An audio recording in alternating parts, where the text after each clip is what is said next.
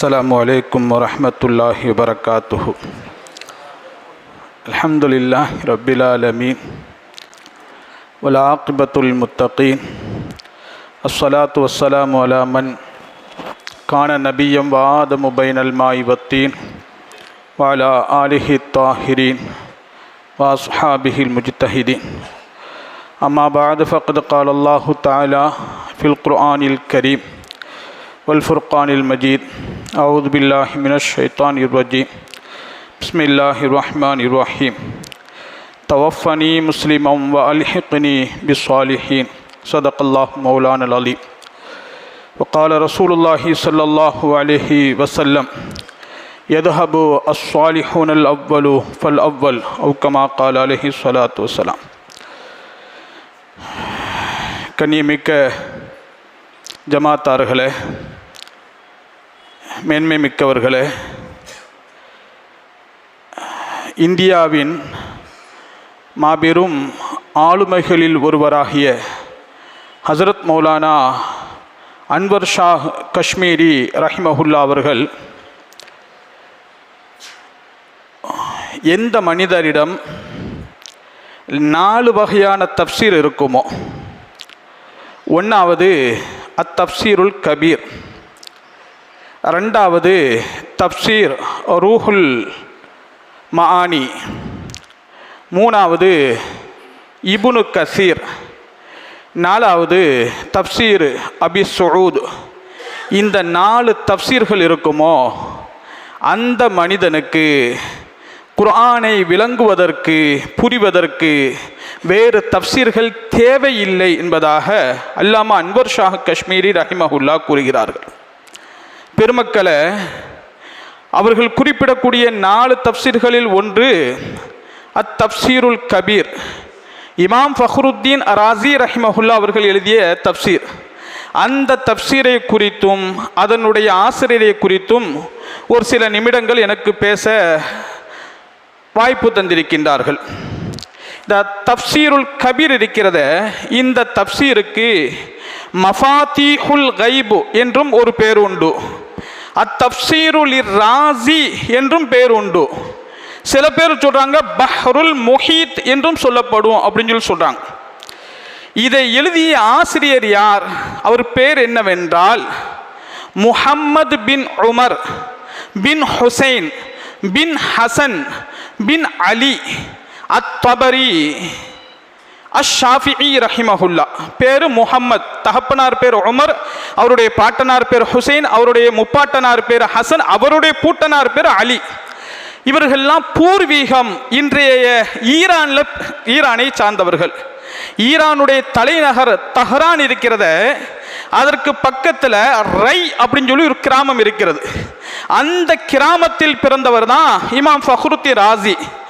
கிபி 1150 வருடம் அந்த கிராமத்தில் பிறந்தார். கிபி 1210 இன்றைய ஆப்கானிஸ்தான்ல உள்ள ஹராத் அப்படிங்கிற ஊர்ல வஃபாத்தானார். இதுவே ஹிஜ்ரி கணக்கின் பிரகாரம் பார்த்தா ஹிஜ்ரி 544 பிறப்பு, 606 வஃபாத். இந்த ஏன் அவருக்கு ராஸி என்று சொல்லப்படுதுன்னு சொல்லி சொன்னா, அந்த ரை அப்படிங்கிற கிராமத்தில், ஈரானிய அந்த ரை என்ற கிராமத்தில் பிறந்த அந்த ஊரை நிஸ்பத்து செய்து இணைத்து ராஸின்னு சொல்லி சொல்லப்படுது. வரலாறுல ஃபஹ்ருத்தீன் ராஸி மட்டும் ராஸி என்று அழைக்கப்படவில்லை. அந்த ஊர்ல பிறந்த இன்னும் நிறைய உலமாக்கள் ராஸி என்று அழைக்கப்படுகிறார்கள். பெருமக்களை,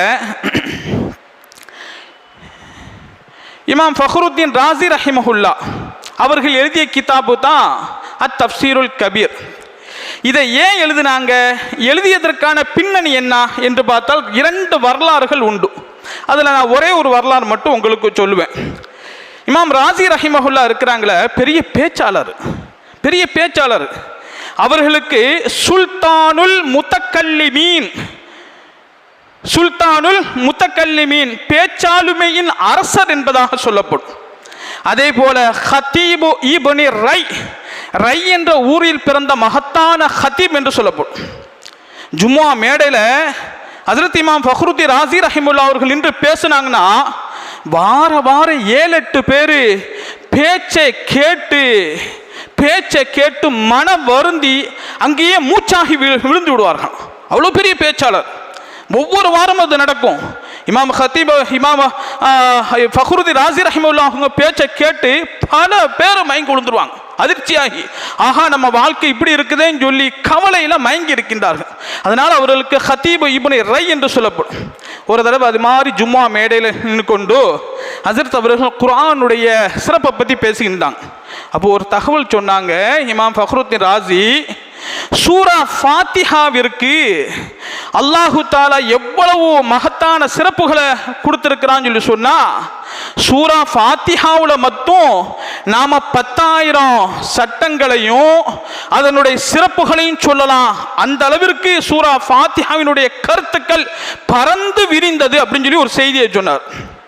கேட்டவர்கள் சில பேர், என்ன இப்படிலாம் மிகைப்புப்படுத்தி பேசலாமா?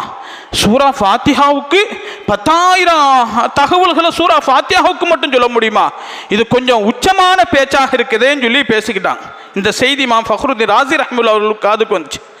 ஆனால் நான் உண்மையை சொல்கிறேன், சூரா ஃபாத்திஹாவினுடைய சிறப்பு அதனுடைய கருத்து அவ்வளோ ஆழமானது என்று சொல்கிறேன். இவர்கள் நம்பவில்லையா? நான் நிரூபித்து காட்டுகிறேன் என்றுதான் அந்த தான் சொன்ன சொல்லு உண்மை என்பதை நிரூபிப்பதற்காக இமாம் ஃபக்ருதீன் ராஸி அவர்கள் எழுதியதுதான் அத்-தஃப்சீருல் கபீர். குறிப்பாக சூரா ஃபாத்திஹாவுக்கு மட்டும் அவர்கள் தனியாக ஒரு தனி பாகமே எழுதினார்கள். தனி பாகம்.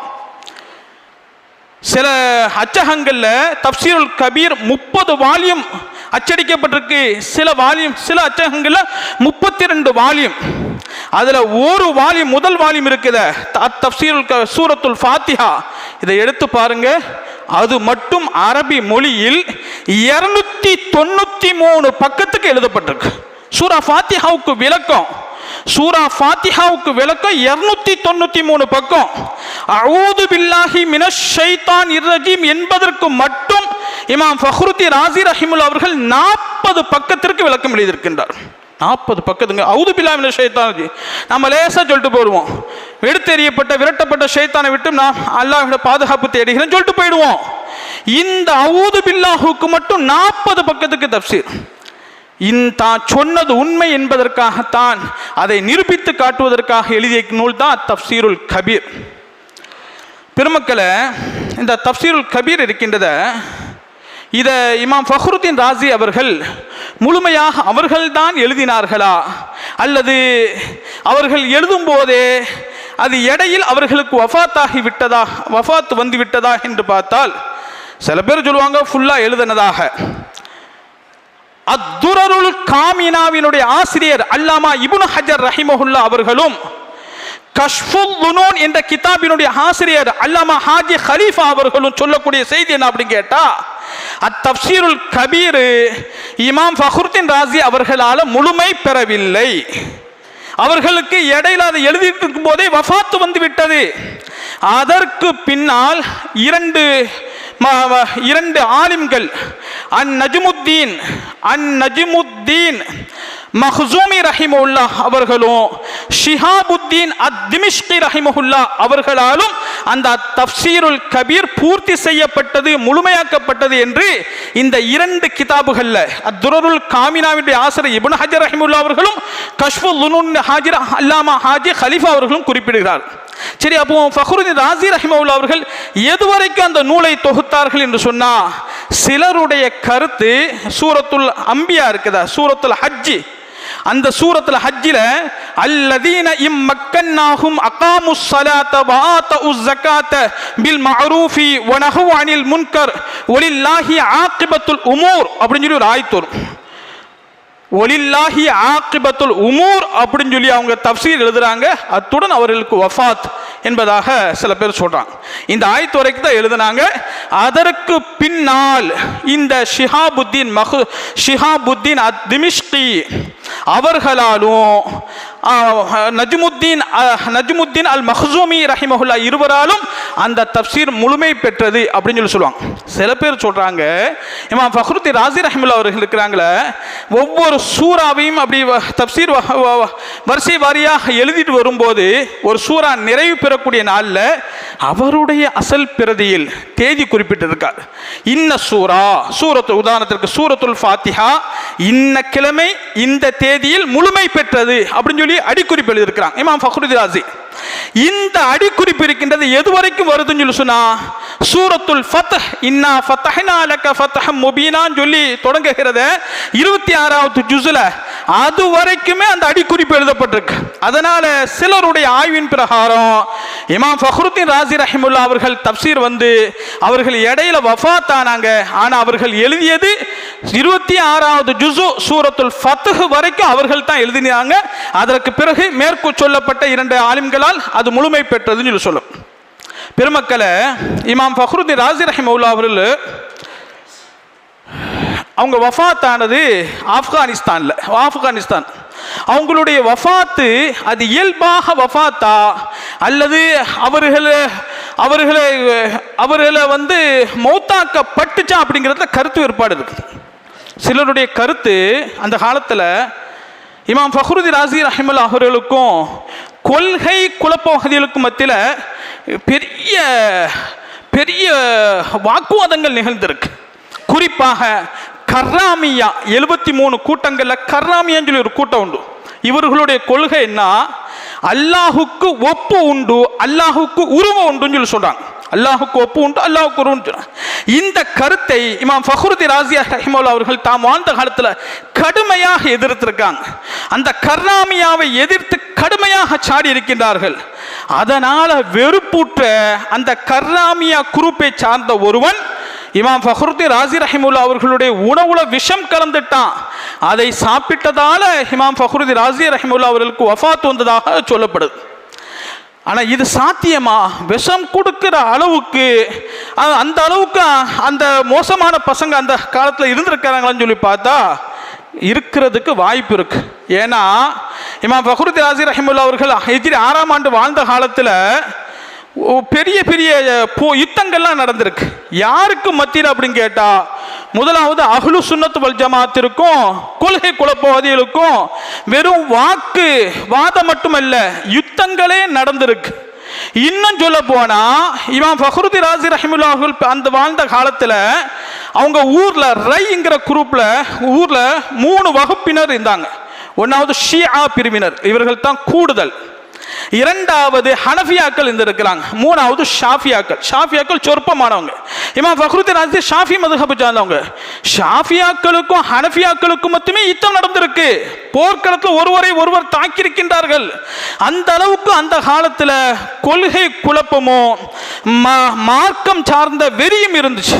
அப்படிப்பட்ட காலத்தில் தம் கொள்கையை பகிரங்கமாக எதிர்க்கிறார் என்பதற்காக வேண்டி ஃபக்ருத்தீன் ராஸி ரஹிமஹுல்லா அவர்கள் கொல்லப்பட்டிருக்கிறதுக்கு வாய்ப்புண்டு. ஒரு செய்தியை மட்டும் சொல்லி எனக்கான நேரம் வருகிறது, நிறைவு பெற்றுக் கொள்கிறேன். அப்துல் சலாம் நதவி அப்படின்னு சொல்லி ஒருத்தர் இமாம் ராஸி ரஹிமஹுல்லா அப்படின்னு சொல்லி ஒரு கிதாப் எழுதியிருக்கிறார். இமாம் ராஸி ரஹிமஹுல்லான்னு சொல்லி அதை பற்றி இமாம் ராஸியை பற்றி நீண்ட நெடிய கிதாபு வரலாறுகளை எழுதுகிறார். அதில் ஒரு செய்தியை சொல்றாரு. இமாம் ஃபக்ருத்தீன் ராஸி ரஹிமஹுல்லா அவர்களுடைய ஆன்மீக ஆசான் பேரு ஹாஜா நஜ்முத்தீன் அல் குப்ரா. இமாம் ஃபக்ருத்தீன் ராஸி ரஹிமஹுல்லா தாம் வாழ்ந்த காலத்திலேயே அல்லாஹ் ஒருவன் இருக்கிறான் என்பதற்காக வேண்டி 101 அறிவுபூர்வமான ஆதாரங்களை தொகுத்து வச்சிருந்தாங்க.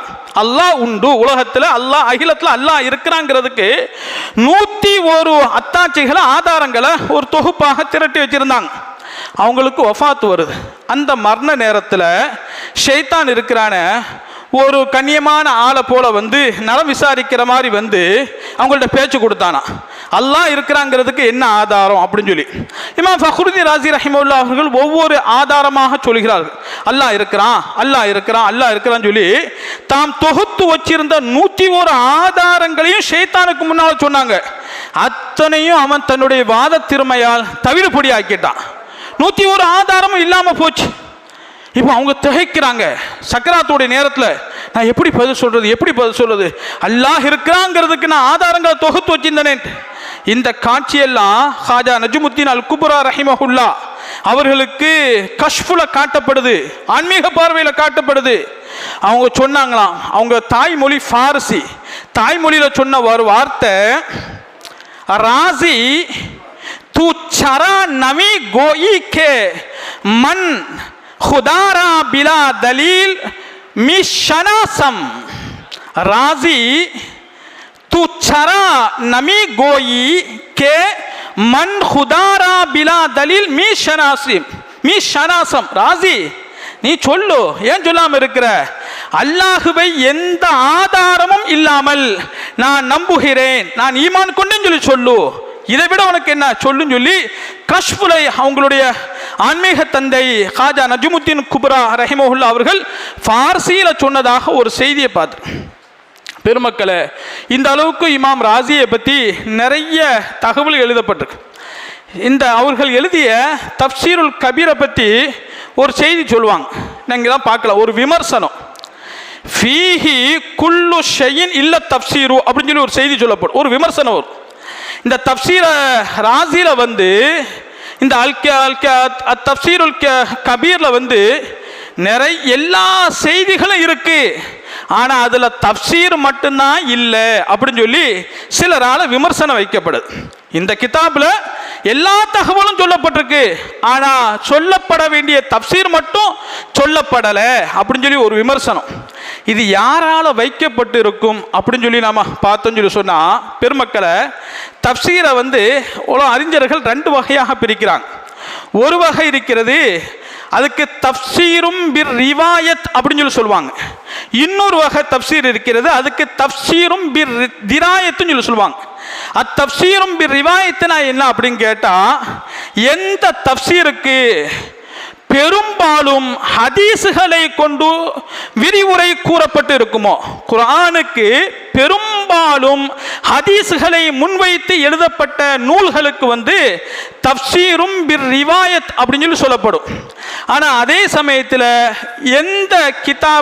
எந்த கிதாபில் ஹதீஸுகளை காட்டிலும் அறிவார்ந்த ஆதாரங்களை அதிகமாக முன்வைத்து குர்ஆனுக்கு விரிவுரை எழுதப்பட்டிருக்குமோ, அந்த தஃப்சீருக்கு தஃப்சீரும் பித்திராயா அப்படின்னு சொல்லி சொல்லப்படுது. ஹதீஸுகளை முன்வைத்து தொகுக்கப்பட்ட நூல்கள்ல முதன்மையான நூலு இப்னு கசீர். இதுதான் முதல்ல தஃப்சீரும் பிர் ரிவாயத் எனப்படக்கூடிய ஹதீஸுகளை முன்வைத்து எழுதப்பட்ட நூலு. அறிவார்ந்த ஆதாரங்களை முன்வைத்து விரிவுரை எழுதப்பட்ட நூல்கள்ல முதன்மையான நூல் எது அப்படின்னு கேட்டா, அது தஃப்சீருல் கபீர். இமாம் ஃபக்ருத்தீன் ராஸி ரஹிமஹுல்லாஹ் அவர்கள் எழுதிய கிதாபு தான். அப்போ இதுல எல்லா விஷயங்களும் சொல்லப்பட்டிருக்கு, தஃப்சீர் மட்டும் சொல்லப்படல அப்படிங்கிற இந்த விமர்சனம் இருக்கிறத, இது யார் சொல்லி இருக்க வேண்டும் சொல்லி சொன்னா, யார் அத்தஃப்சீரும் பிர் ரிவாயத் ஹதீஸுகளை முன்வைத்து குர்ஆனுக்கு விரிவுரை எழுதுவதை அதை பாக்கியமாக பெரிதாக எடுத்தார்களோ, அப்படிப்பட்ட பெருமக்கள் தான் இந்த தஃப்சீரை குறித்து சொல்லிட்டாங்க. இதுல தஃப்சீரை தவிர்த்து ஏனைய எல்லா செய்திகளும் சொல்லப்பட்டு சொல்லியிருக்கிறாங்க. ஆனா உண்மையிலே பார்த்தோம் சொல்லி சொன்னா, அல்லாமா அன்வர் ஷா காஷ்மீரி ரஹிமஹுல்லாஹ் அவர்கள் சொன்னதை போல தஃப்சீரும் கபீர் இருக்கிறத, அது மகத்தான தஃப்சீர்கள்ல ஒன்று. அல்லாமா அன்வர் ஷா காஷ்மீரி ரஹிமஹுல்லாஹ் அவங்க சொல்லுவாங்க, எனக்கு எங்கெல்லாம் குர்ஆனை விளங்குவதற்கு சிரமம் ஏற்பட்டுச்சோ, அதன் பொருளையோ கருத்தையோ விளங்குவதற்கு எனக்கு சிரமங்கள் ஏற்படுமோ, அந்த மாதிரி சமயத்தில் நான் அந்த வார்த்தைக்கான ஆயத்துக்கான விளக்கத்தை இந்த இமாம் ஃபக்ருத்தீன் ராஸி ரஹிமஹுல்லாஹ் அவர்கள் எழுதிய தஃப்சீர் கபீரை திறந்து பார்த்தா எனக்கு ஏற்பட்ட சந்தேகத்தை நான் அந்த கிதாபின் மூலமாக பல தடவை நான் இது செய்து கொண்டேன், சரி செய்து கொண்டேன்னு சொல்லி சொல்றாங்க. அவ்வளோ மகத்தான கிதாப், அவ்வளோ மகத்தான ஆசிரியர். ஆக பெருமக்களை, அவ்வளோ ஒரு பாக்கியமான ஒரு இறை நேசர், ஒரு தொகுப்பாசிரியர் நம்மை விட்டு மறைந்திருக்கிறார். அல்லாஹ்வின் தூதர் ஸல்லல்லாஹு அலைஹி வஸல்லம் சொல்லுவாங்க, யذஹபு ஸாலிஹூனல் அவ்வல் ஃபல் அவ்வல், நல்லவர்கள் சாலிஹ்கள் இருக்கிறாங்க, அடுத்து அடுத்து அடுத்து போய்கொண்டே இருப்பாங்க. அவர்கள் சென்று விட்டார்கள் சொன்னா அதற்கு பிறகு உலகத்தில் சக்கையாகவும் தவிடாகவும் இருக்கக்கூடிய பேரித்தம்பழத்தினுடைய சக்கை, பெரிய கோதுமையினுடைய தவிடு எப்படி அது ஒதுங்கி விடுமோ அது மாதிரியான பயனற்ற மக்கள் தான் உலகத்தில் ஒதுங்கி இருப்பார்கள், சாலிஹ்கள்லாம் போயிடுவாங்கன்னு சொல்லி ஸல்லல்லாஹு அலைஹி வஸல்லம் ஒரு செய்தி சொல்லுவாங்க. ஆக பெருமக்களே, அப்படிப்பட்ட சாலிஹ்கள்லாம் போய்கொண்டிருக்கின்றார்கள், போய்விட்டார்கள். நாம ஸல்லல்லாஹு அலைஹி வஸல்லம் எச்சரிக்கை செய்தது போல நாம வெறும் தவிடாகவும் சக்கையாகவும் மாறிவிடக்கூடாது. ஹஜ்ரத் சையதுனா யூசுப் அலைஹிஸ்ஸலாத்து வஸ்ஸலாம் அவர்கள் துஆ கேட்டதே போல வஅல்ஹிக்னி பிஸ்ஸாலிஹீன், ரப்பே எனக்கு என்னையும் நீ சாலிஹ்களோட சேர்த்து வை அப்படின்னு சொல்லி துவா, அந்த துவாவை நாம கேட்டுக்கொண்டே இருக்கணும். இது மாதிரி நன்மக்களுடைய சாலிஹ்களுடைய கூட்டத்தில் நாமளும் சேர்ந்து கொள்ளணும். ரப்புல் ஆலமீன் அல்லாஹு தஆலா அப்படிப்பட்ட ஒரு சாலிஹ்களுடைய வரலாறை படிப்பதற்கும் அந்த சாலிஹ்களுடைய வாழ்க்கையை பின்பற்றி நாமளும் அந்த சாலிஹ்களுடைய வட்டத்தில் சேர்ந்து கொள்வதற்கு எனக்கும் உங்களுக்கும் இங்கு வந்த அனைவருக்கும் தௌஃபீக் செய்வானாக என்ற துவாவோடு வாய்ப்புக்கு நன்றி கூறி என் வார்த்தைகளை நிறைவு படுத்திக் கொள்கிறேன். அஸ்ஸலாமு அலைக்கும் வரஹ்மத்துல்லாஹி வபரகாத்துஹு.